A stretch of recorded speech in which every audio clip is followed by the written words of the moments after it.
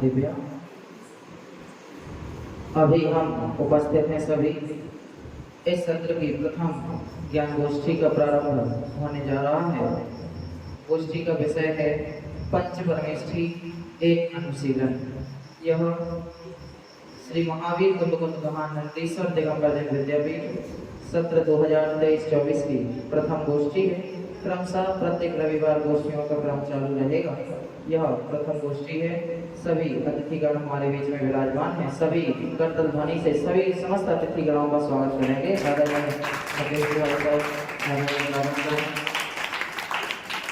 सबका बहुत बहुत स्वागत है। सभी बहुत ध्यानपूर्वक सुनेंगे। गोष्ठी के नियम कुछ हैं। आपको 3 मिनट में, है ना, कम से कम 3 मिनट में आपका विषय समाप्त होना चाहिए। कोशिश करें पहले सेट हो जाएं, माइक पर जाएं तो पहले आवाज अच्छी चेक कर लें, उसके बाद अपना विषय प्रारंभ करें और अच्छी सावधानी से पूरे साहस पूर्वक अपने विषय को प्रस्तुत करेंगे तो बहुत अच्छा लगेगा। सामने बैठे हुए श्रोता सभी बहुत ध्यानपूर्वक सुनेंगे। लास्ट में आपसे 3 प्रश्न पूछे जाएंगे, ठीक है। सभी बच्चों से पूरी गोष्ठी में से 3 प्रश्न निकालेंगे, फिर आप लोगों से पूछेंगे। जो उसके उत्तर देगा तो उसको बाद में पुरस्कार भी प्रदान किया जाएगा। इसलिए सभी बहुत सावधानी पूर्वक गोष्ठी का आनंद लेंगे। शुरुआत करें। आज की गोष्ठी के संचालक कक्षा 10वीं के छात्र निखिल जैन।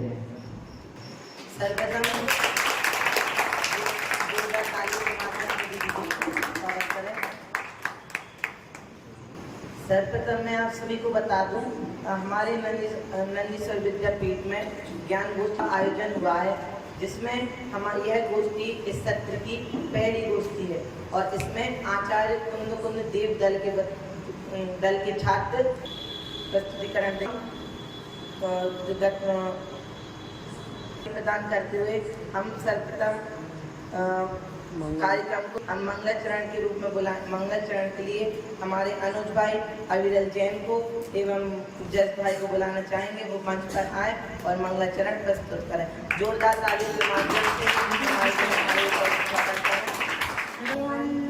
सदा मंगलमय मुक्ति मार्ग का करें प्रकाश। मंगलमय श्री सिद्ध प्रभु जो निज स्वरूप में करें विलास। सुदातम के मंगल साधन साधु पुरुष की सदा शरण हो। धन्य घड़ी वह धन्य दिवस जब मंगलमय चरण हो।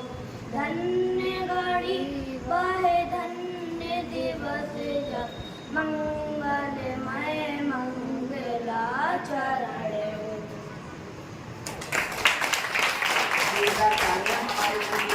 बहुत अच्छा मंगलाचरण प्रस्तुत किया। अब मैं समय को देखते हुए मैं अगले वक्ता के रूप में अरिहंत परमेष्ठी का स्वरूप बताने के लिए आरव जैन को बुलाना चाहूँगा। वे मंच पर आए और अरिहंत परमेष्ठी का स्वरूप प्रस्तुत करें। जोरदार तालियों के माध्यम से आरव का स्वागत करें।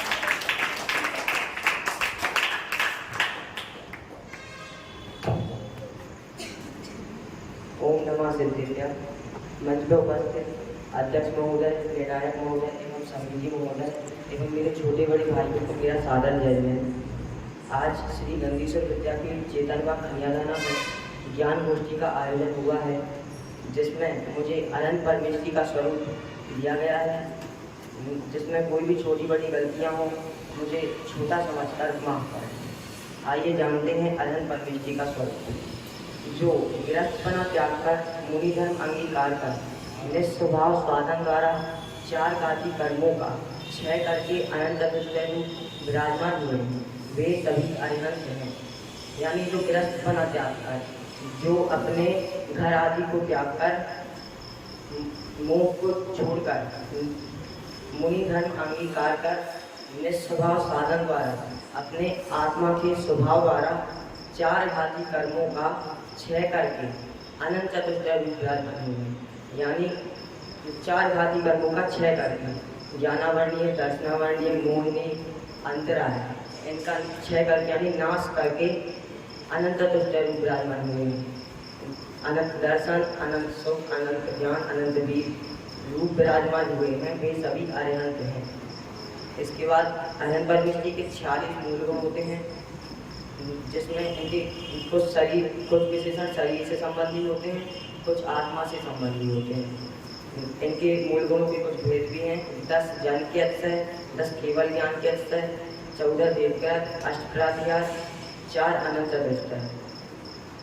इसके बाद सुधा, कृष्णा आदि 18 दोषों से मुक्त होकर देवादि देव पद को प्राप्त हुए हैं। वे भी अरिहंत हैं, यानी जो 18 दोषों से मुक्त हो गए हैं। 18 दोष यानी जो क्षुधा, तृषा, भय, क्रोध, राग, मोह, चिंता, जरा, रोग, मृत्यु, परसेव, खेद, मद, रीति, विस्मय, निंदा, जन्म, उद्देव आदि से मुक्त हुए, आदि देव पने को प्राप्त हुए। इसके बाद हम कुछ पंक्तियों के माध्यम से भी इसे जानते हैं। अनंत हमारे देव हैं, राग रहित राग हैं, राग सारे जग के ज्ञाता हैं, इसके मार्ग प्रदाता हैं। इसी क्रम में हमने अनंत परमेष्टि का स्वरूप जाना। ओम नमः। बढ़िया, हमारे आरत भाई ने बहुत ही अच्छा बोलने का प्रयास किया। अब मैं अगले वक्ता के रूप में सिद्ध परमेष्टि का स्वरूप बताने के लिए निर्वेश जैन को बुलाना चाहूँगा। वे मंच पर आए और अपना विषय प्रस्तुत करें। जोरदार ताली के माध्यम से निर्वेश जैन का स्वागत है। और पधार के समस्त अतिथियों को मेरा सादर जमीन और छोटे बड़े भाइयों को भी मेरा जय जय। आज हमारी श्री रंजीत विद्यापीठ में ज्ञान गोष्ठी का रखा गया है, जिसमें मुझे सिद्ध परमेष्टि का स्वरूप दिया गया है। इसके थ्रू आपके लिए अरिहंत परमेष्टि का स्वरूप आज आरव जी ने आपको बताया। अब ज़्यादा विलंब न करते हुए सिद्ध परमेष्टि का स्वरूप जानते हैं। सर्वप्रथम हम सिद्ध परमेष्टि किसे कहते हैं जानते हैं। जो ग्रस्त अवस्था त्याग कर मुनि धर्म साधना द्वारा 4 कार्य कर्मों के नाश होने पर अनंत दुष्ट प्रकट करके कुछ समय बाद ऐसे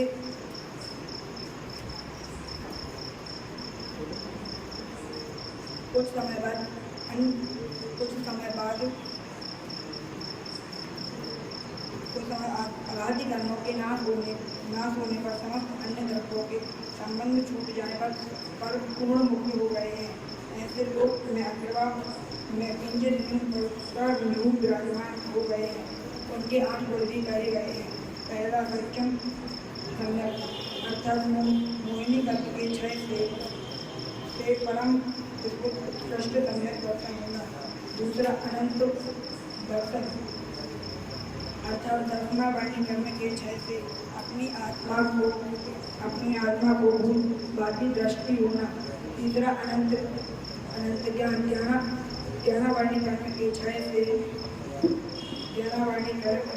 से होने से 3 लोक में 3 काल के समस्त पदार्थ को ऐसे समय में एक साथ जानते हैं।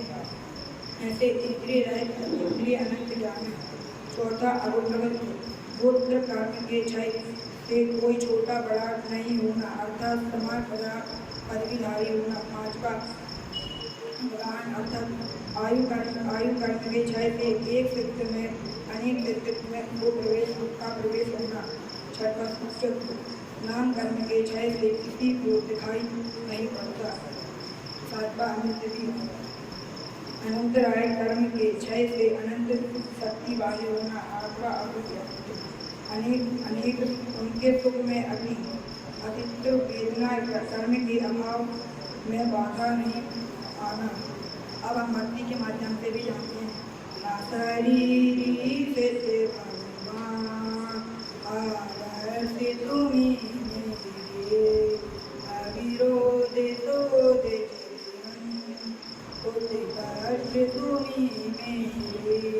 इसी प्रकार हम सब ने सिद्ध परमेष्टि का स्वरूप जाना। हम सब भी सिद्ध बने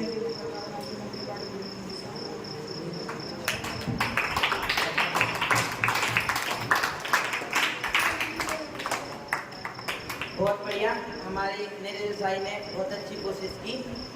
अब मैं अगले वक्ता के रूप में आचार्य परमेश्वरी का स्वरूप बताने के लिए अक्षत जैन को बुलाना चाहूँगा। वे मंच पर आए और अपना विषय प्रस्तुत करें। जोरदार तालियों के माध्यम से अक्षत जैन का स्वागत करें।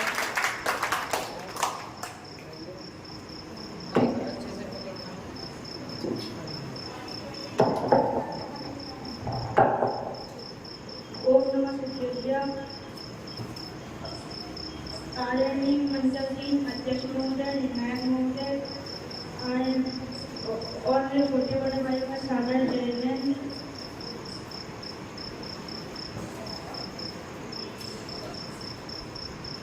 और आसीन विद्यापीठ में ज्ञान गोष्ठी का आयोजन हुआ है। उसमें मेरा विषय आचार्य परमेश्वरी का स्वरूप है और मैं समय न गंवाते हुए अपना स्वरूप को प्रस्तुत करना चाहता हूँ। नायक मुनि के संग में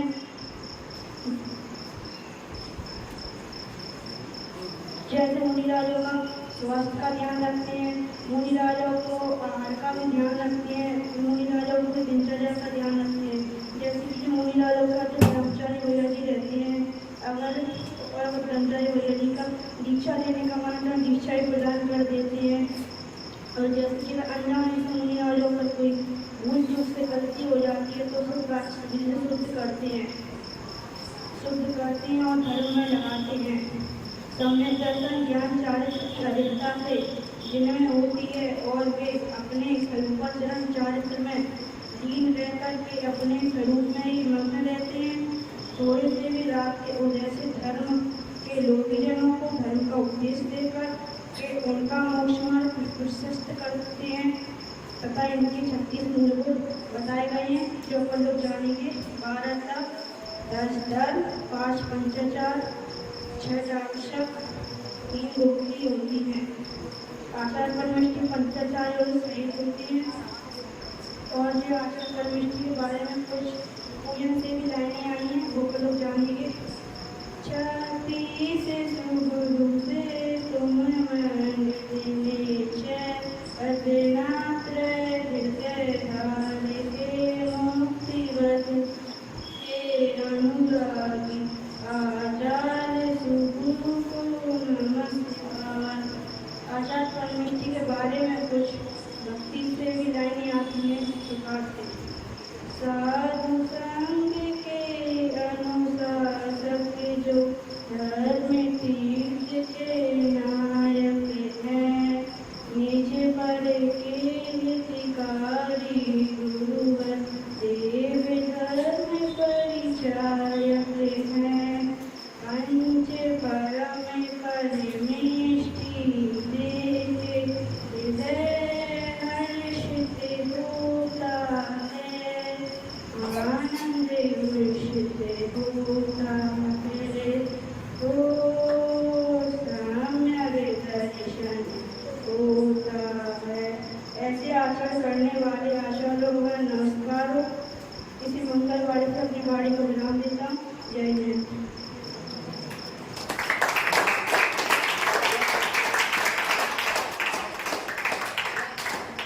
बहुत बढ़िया। अक्षत जैन ने भी अपना विषय प्रस्तुत किया, उन्होंने कोशिश की। अब मैं उपाध्याय परमेश्वरी का स्वरूप बताने के लिए मैं अरिहंत जैन को बुलाना चाहूँगा। वे मंच पर आए और अपना विषय प्रस्तुत करें। जोरदार तालियों के माध्यम से अरिहंत जैन का स्वागत करें।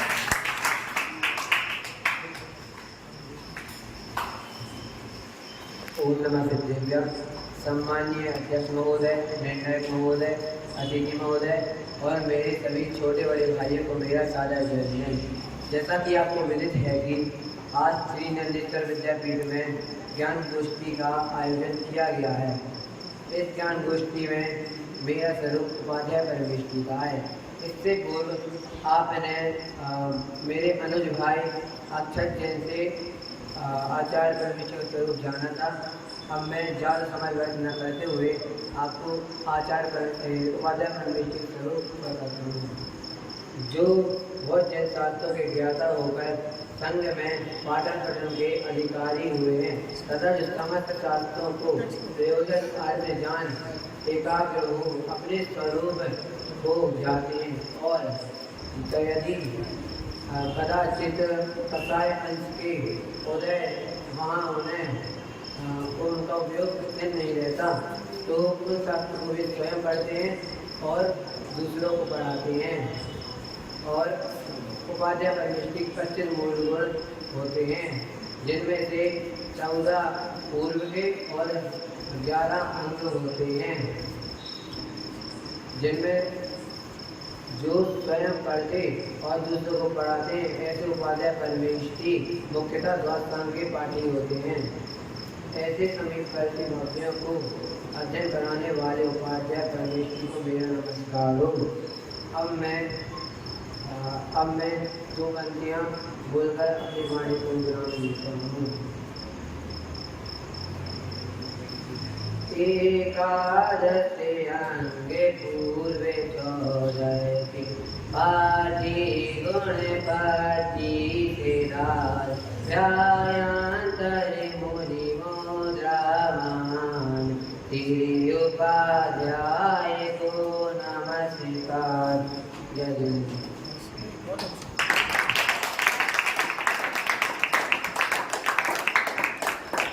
बहुत बढ़िया। हमारे हरिहर भाई ने बताया कि जो स्वयं पढ़ते हैं औरों को पढ़ाते हैं ऐसे उपाध्याय परमेष्टि मुख्यतः द्वादशांग के पाठी होते हैं। वो इनने बहुत ही अच्छा समझाया और समझाने की कोशिश की। और मैं अगले वक्ता के रूप में हमारे अनुज भाई साधु परमेष्टि का स्वरूप बताने के लिए प्रियांशु जैन को मंच पर बुलाना चाहूँगा। वे मंच पर आएँ और अपना विषय प्रस्तुत करें। जोरदार ताली के माध्यम से प्रियांशु जैन का स्वागत है।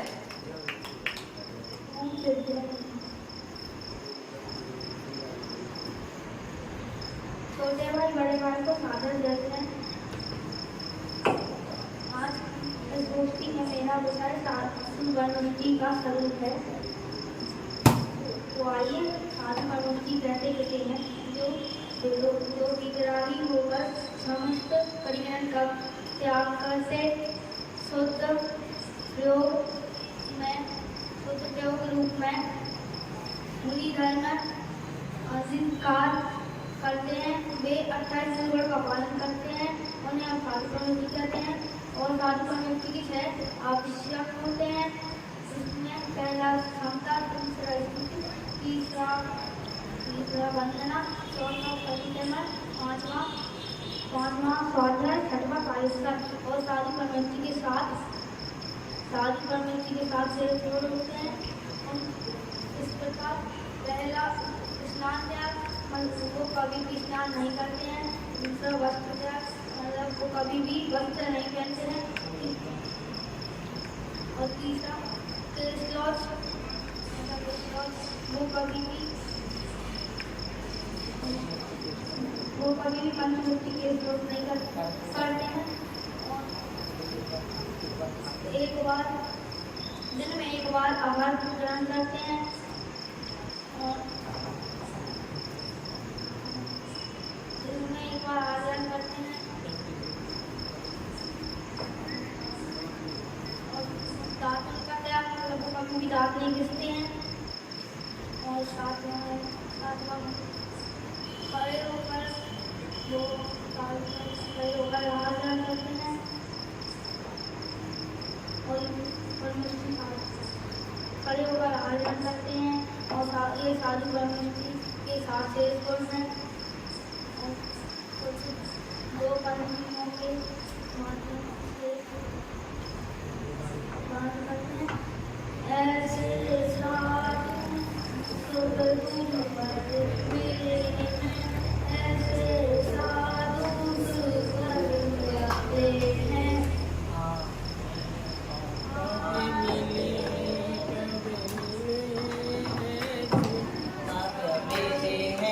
कब मिले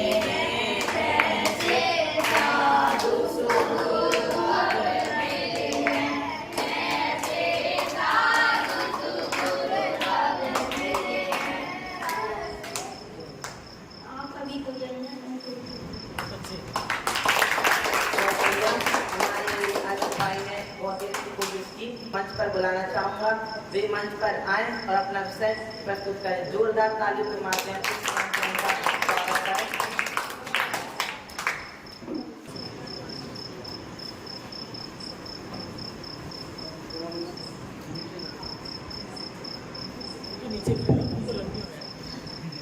ओम नमः सिद्धेभ्यः।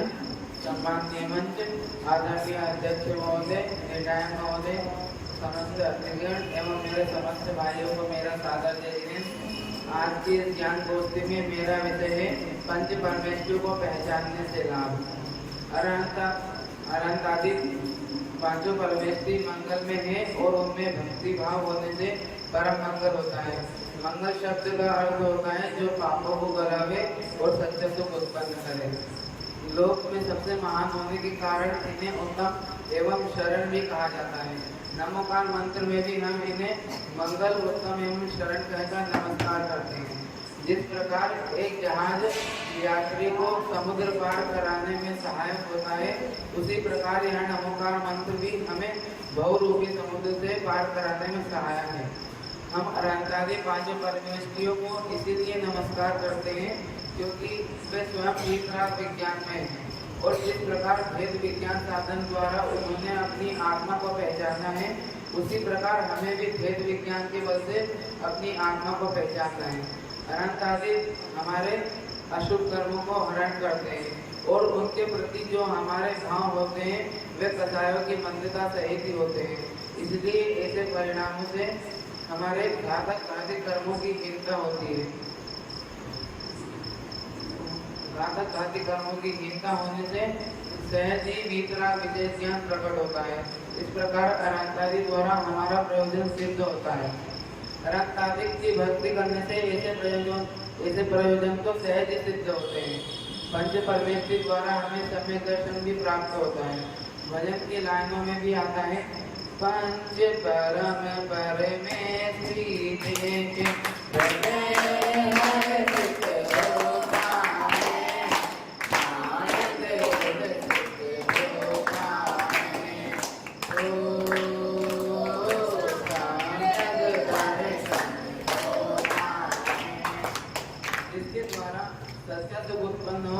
उस कार्य को प्रयोजन कहते हैं और जिसके द्वारा प्रयोजन की सिद्धि हो उसे वही हमारा इष्ट है। और इसके द्वारा इस प्रकार अनंतादि हमारे परम इष्ट हैं। दो लाइनों में आता है, अरे हंस सिद्धाचार्य पाठक साधु है परमेश्वरी कर्ण सब आत्मा की अवस्था है आत्मा ही है शरण। अर्थात पांचों परमेश्वरों का शरण का अर्थ होता है उनके स्वरूप को पहचान कर अपनी आत्मा की शरण लेना।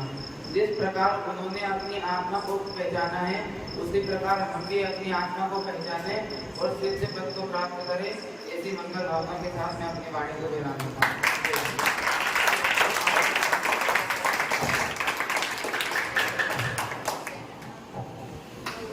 बहुत बढ़िया।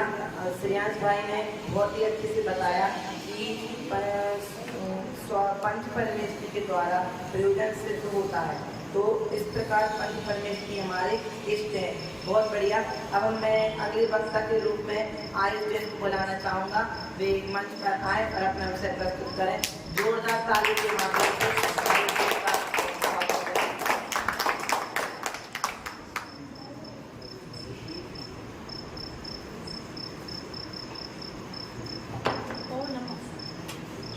ओम नमः सिद्धेभ्यः। मंच पे उपस्थित अध्यक्ष महोदय, निर्णायक महोदय और मेरे छोटे बड़े भाइयों को मेरा स्वागत है। जैसे कि आप सबको भी होगा कि आज हमारे नंदीश्वर विद्यापीठ में ज्ञान गोष्ठी का आयोजन हुआ है। इसमें मेरा विषय है उपसंहार। उपसंहार माने पंच परमेश्वरों का सामान्य स्वरूप। अब इसी प्रकार अभी हमने देखा था कि पंच परमेश्वरों के स्वरूप से क्या लाभ मिलता है और उनके बारे में क्या जानकारी है। अनंत परमेश्वरी का स्वरूप जानकर उनके 4 जाति कर्म नष्ट हो गए हैं और 4 प्रतिष्ठे प्रकट हो रहे हैं, जिससे सुनकर के संसारी जीव पापी है जो लेकिन पाप छोड़कर पुण्य में लग जाता है। पुण्यात्मा जीव तो मार्ग में लग जाते हैं, लेकिन अपने आत्मा का कल्याण करते हैं।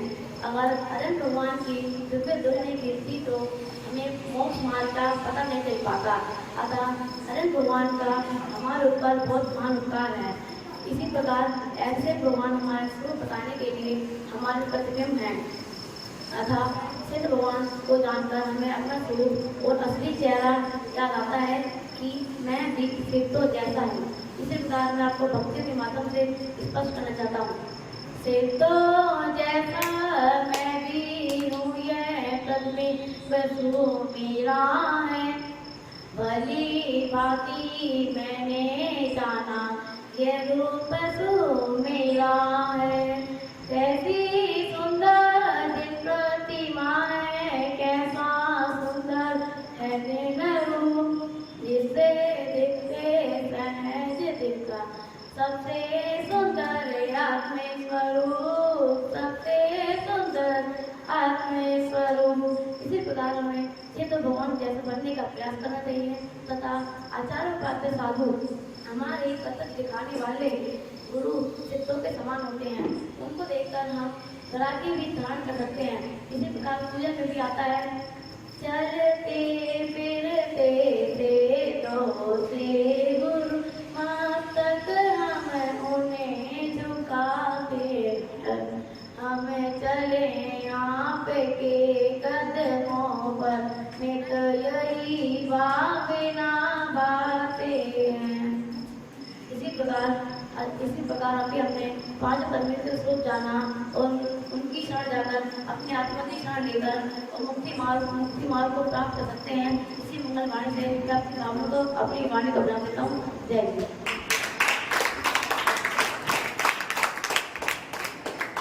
बहुत बढ़िया।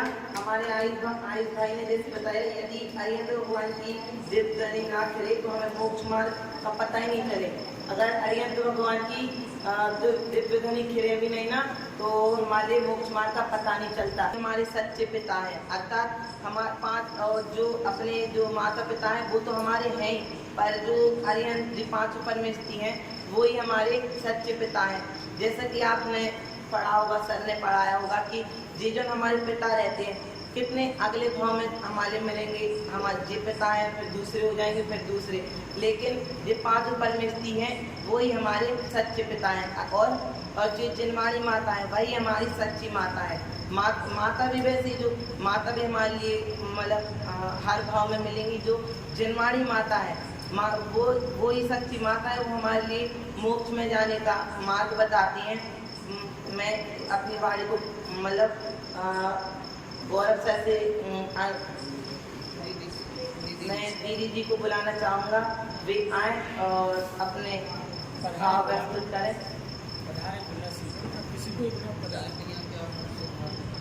और जो गोष्ठी में हम सही से गलतियाँ हुई हों वे दीदी जी सुधार करें। जोरदार तालियों के माध्यम से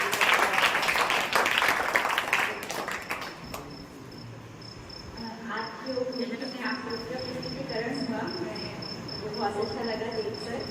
इतने कम समय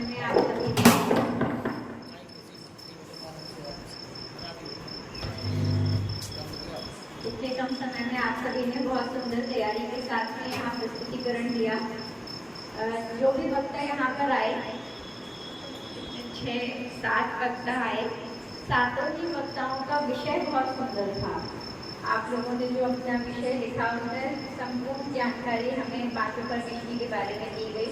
उन्हें जानने से क्या लाभ है और सामान्य स्वरूप आज पे जो चर्चा हुई तो विषय बहुत अच्छा सार प्रसिद्ध आप लोगों ने यहाँ प्रस्तुत किया। और कॉन्फिडेंस लेवल भी बहुत अच्छा था। कुछ बच्चों में थोड़ा कम था तो आप लोग आगे से उस पर भी थोड़ा काम करें। एक बस मैं जो चीज़ आपसे चाहती हूँ कि अगली गोष्ठी में आपको सुधार करना है वो है आपके हाव भाव, चेहरे का एक्सप्रेशन। ठीक है, जैसे कि अभी हम आपसे पूछे कि आपके घर में क्या क्या होता है तो आपके चेहरे में प्रसन्नता दिखती है, आप उसको फील करते हुए बोलते हो कि मेरी मम्मी ऐसे करती हैं, मेरे पापा ऐसे करते हैं, मेरी मम्मी ये बना के खिलाती हैं, दादी हमसे ऐसे बोलती हैं। उसको हम फील करते हैं तो हमारे चेहरे पे दिखता है। लेकिन आज जो हमने गोष्ठी में अपनी प्रस्तुति दी उसमें हमारे चेहरे पे डर दिख रहा था, एक घबराहट दिख रही थी, लेकिन जो हम विषय बोल रहे हैं वो उसका चेहरे पे दिख नहीं रहा था कि अरे भगवान कैसे होते हैं। सिर्फ अरे ऐसा लग रहा था बिल्कुल स्ट्रेट खड़े, किसी ने आपको सजा दी है, बिल्कुल सीधे खड़े होकर बोलना है। लेकिन थोड़े से आपके हाव भाव उसमें जुड़े तो और भी गोष्ठी में आनंद आएगा। बाकी सभी बच्चों को बहुत बहुत अच्छा सुंदर प्रस्तुतिकरण आपका, सभी लोगों को बहुत बहुत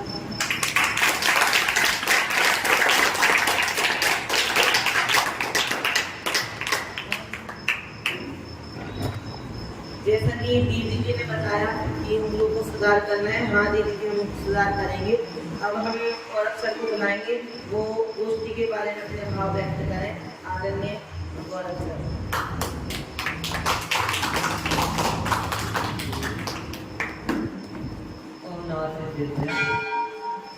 सबसे पहले तो जिन वक्ताओं ने गोष्ठी बोली है उनके लिए एक बार जोरदार ताली बजा दो।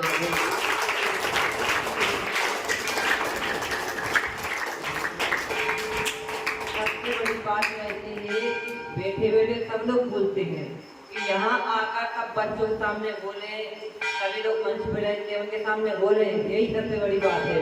तो फिर आप फर्स्ट बार बोल रहे हैं, ये अच्छी बात है कि आप लोगों ने अच्छा बोला है। लेकिन थोड़ी सी कमजोरी आई थी, कोई का बताया अच्छा नहीं था, मेरे बोलने में स्पष्ट नहीं बोला। लेकिन एक बात अच्छी कोशिश आपने अच्छी की है। जैसे आप परिचय देते हो ना, अपना परिचय कैसे बताते हो आप लोग, अपने घर वालों की, रिश्तेदारों की तारीफ करते हैं ना, वैसे हम पंच परमेश्वरी जो विषय भोलापन भगवान है उनकी तारीफ बताना है, तो उसको बताते हुए खुशी होना चाहिए। ऐसा नहीं मेरे दीदी ने बताया कि आप लोग यदि कुछ भाव नहीं थे, ये सजा दी हो, तो बेसा नहीं करना पड़ता। ये अच्छा लगना चाहिए, अपन आनंद आना चाहिए अपन को। ये नहीं कि दूसरे आनंद आए ताली बजाएं, अपन को अच्छा लगेगा जब अपन दूसरे को आनंद आएगा। जैसे कि आखिरी का विषय आया था उपसंहार वाला, आयुष जी ने बताया सबसे अच्छा विषय था कि हम कौन है, जैन है ना। जैन व्यक्ति को बाहर के लोग बनिया बोलते हैं। बनिया क्यों? कि बनिया व्यक्ति कभी घाटे में नहीं रहता है। हम घाटे का सौदा कभी नहीं करते, हम अपना प्रयोजन देखते, लाभ देखते हैं, क्या फायदा होने वाला है। जब पंच परमेश्वरी जाने से क्या फायदा है आप लोगों को? सबसे बड़ा फायदा होता है कि हम को गुरु को देव को शांति शरण में नहीं जाते। सच्ची देव कौन है उनको पता चलता है, उनकी जानकारी होती है, हम कहीं भटकते नहीं हैं। यही जानकारी सबसे पहले आती है। क्यों अपना सिर्फ एक ही जगह झुकाना है, बीतरागी सर्वज्ञ के सेवकों और कहीं नहीं झुकाना है। इसकी पहचान कराते हैं पंच परमेश्वरी। इसलिए आप लोग जो भी चलता है उसको ध्यान से सुने, और जो तैयार करते हैं आप लोग वो और अच्छे से करें। वैसे भी आज अच्छा था आप लोग का, धन्यवाद।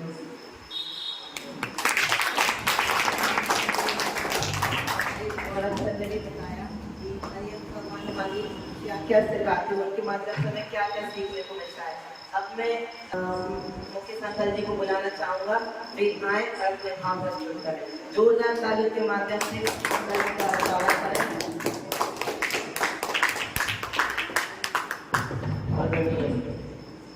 देवी, हमारे सर और हमारे सभी विद्वान और प्यारे बच्चों, आपको बहुत बहुत शुभकामनाएं। इस सत्र की पहली गोष्ठी आप लोगों ने आज से प्रारंभ की और मुझे आशा है कि आप आगे बहुत अच्छा करेंगे। तो वो अपने जीवन में 5 परमेष्टि शरण है, 5 परमेष्टि मंगल है और वो ही उत्तम है ना। लोग में कितने मंगल हैं? 4। कितने मंगल हैं? 4। अरिहंत सिद्ध आचार्य उपाध्याय साधु और केवल भगवान द्वारा बताया गया वितराग। ठीक है ना। तो हमें 5 परमेष्टि की शरण में रहना है और जो वितराग धर्म हमें केवल भगवान ने बताया है उसकी शरण में जाना है। तो वो कैसे प्राप्त होगा? रोने से, गाने से, मस्ती करने से, किस तरह है? बोलो किस तरह है? भाई अब तो को इतना अच्छा मौका मिला है, इतना अच्छा समागम मिला है, अपन उसका अच्छी तरह लाभ लें। और सभी बच्चे जो अभी हफ्ते गोष्ठी होने वाली है उसके जो भी वक्ता है, देखो एक बात बताएं, पहले तो जो जिनवाणी आप लोग जो लिख लेते हो ना, एक कॉपी में लिखा करो। आप पेज में लिख लेते हो, पेज यहाँ डाला रहता है, इससे आपको मतलब पाप लगता है। तो आपने को क्या करना है, कॉपी में लिखना एक बार, और ज्यादा प्रयास करना है कि अपन बिना देखे बोले। उसके लिए अपने को क्या करना पड़ेगा, उसके लिए अपने को रोज एक पेज हिंदी की राइटिंग करना पड़ेगा, तब अपन शुद्ध हिंदी बोल सकते हैं और अपन सब कुछ सही कर सकते हैं। आप लोगों ने पहली बार में आशा से भी अच्छा अपना प्रदर्शन किया और पंच परमेष्टि के स्वरूप को आप जाने और पंच परमेष्टि जो परम पद है उसमें आप लोग स्थित हो। ऐसी मंगल भावना के साथ आप सभी को पुनः बहुत बहुत बधाई। जय हिंद।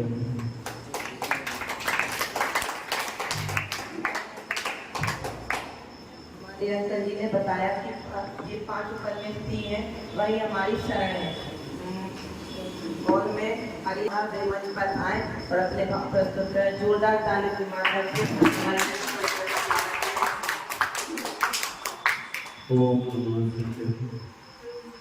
आदरणीय दीदी, सम्मानीय मंच, प्यारे बच्चों, आज की गोष्ठी में जिन प्रतिभागियों ने भाग लिया सभी ने बहुत अच्छा प्रदर्शन किया, तैयारी की, तो सभी बधाई के पात्र हैं। इसी प्रकार जो भी कार्य आपको दिए जाते हैं,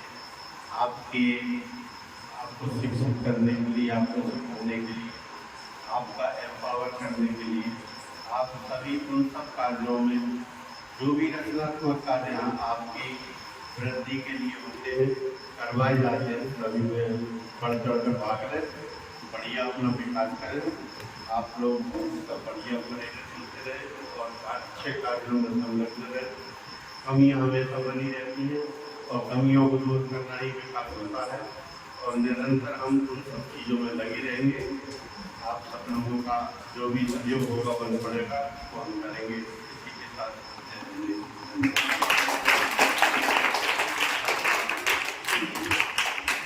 हमारे सर ने बताया कि कमियों को दूर करना ही अपना विकास करना है। अगर आप अपनी कमियां दूर करेंगे तभी अपना विकास कर पाएंगे। अगर आप अपनी कमियां दूर नहीं करेंगे तो अपना विकास कभी भी नहीं कर पाएंगे। अब मैं आकाश सर जी को बुलाना चाहूँगा, वे मंच पर आए और अपना निर्णय प्रस्तुत करें। जोरदार तालियों के माध्यम से